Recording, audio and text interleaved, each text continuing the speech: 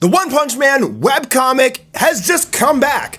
I was wrong, okay? I will admit it. I am happily admitting that I was wrong. I thought the webcomic was over. We have not had a chapter in a year. And One, the writer of One Punch Man, he's been working on a variety of other projects. For example, Versus, I covered that on the channel. And he has a new one-shot coming out as well. We thought that he was probably just done. He probably had his hands full. It appears that no, he was just taking a break to work on some other projects, or at least let the manga of One Punch Man catch up to the Neo Heroes arc so that maybe, the webcomic would gather more attention.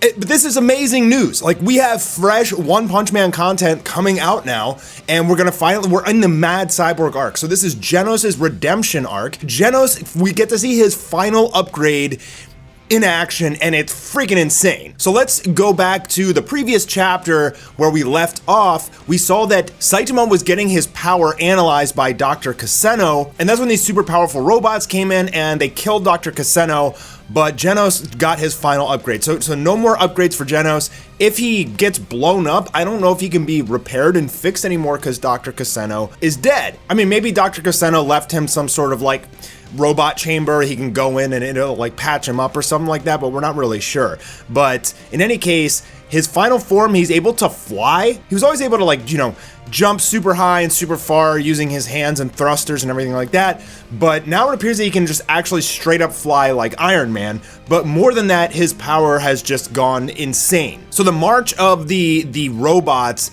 has finally come. We learned Drive Knight was telling Genos, and we don't really know to trust Drive Knight that well. He indeed very well may be the Mad Cyborg, but Drive Knight had a talk with Genos, explained the whole situation with Metal Knight, creating this massive army of robots and monsters.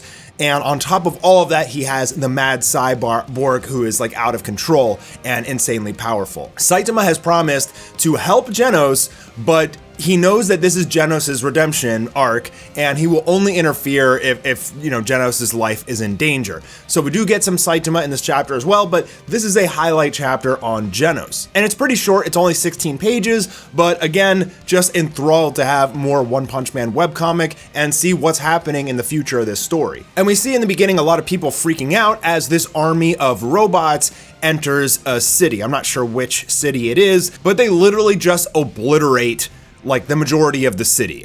Tons of innocent people have been killed, and that's when we get to see the army of robots and Genos arrives.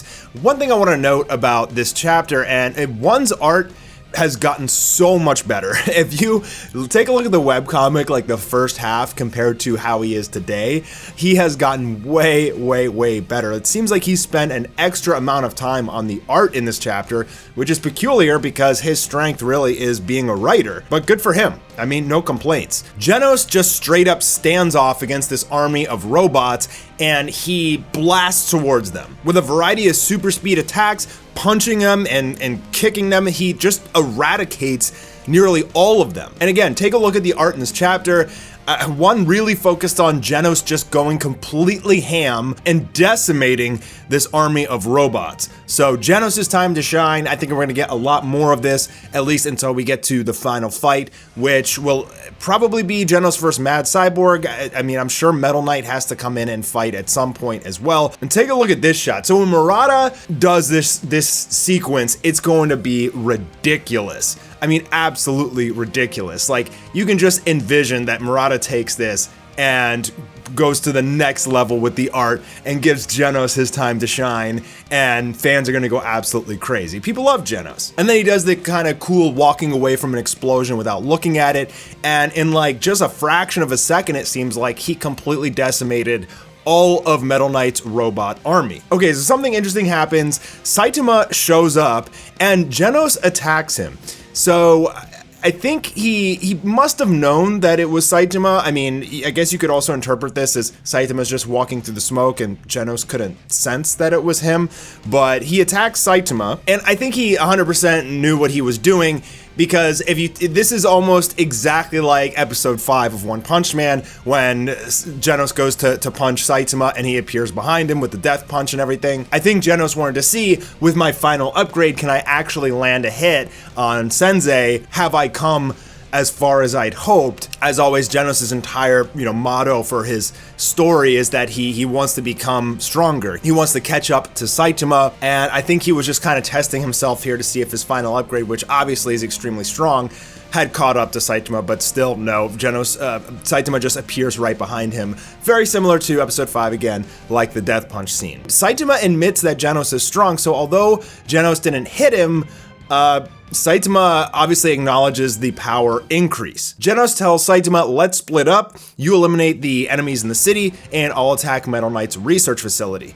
So Saitama agrees, and he's gonna just defend the city from any robots or monsters that come. It appears that we may get an introduction to the Mad Cyborg in the next chapter, but again, it could be Drive Knight, there could be some shady stuff going on here. It appears that Drive Knight is in a similar situation to Genos, with his, village being destroyed and everything like that by the Mad Cyborg, but it's something peculiar about it, and we don't know 100% for sure yet. Is Drive Knight a traitor? Is he the Mad Cyborg? But in my opinion, he probably is. Could be wrong, but we'll have to see in the next webcomic chapter. So now we see Genos blast off, and he's heading towards Metal Knight's facility where the Mad Cyborg is, and we see him actually flying. He's got like jet boosters on his back, and yeah, he can just straight up fly now, so that's cool. Nice little upgrade for his final form. And that's when he sees a large monster on top of a building, about the size of a building.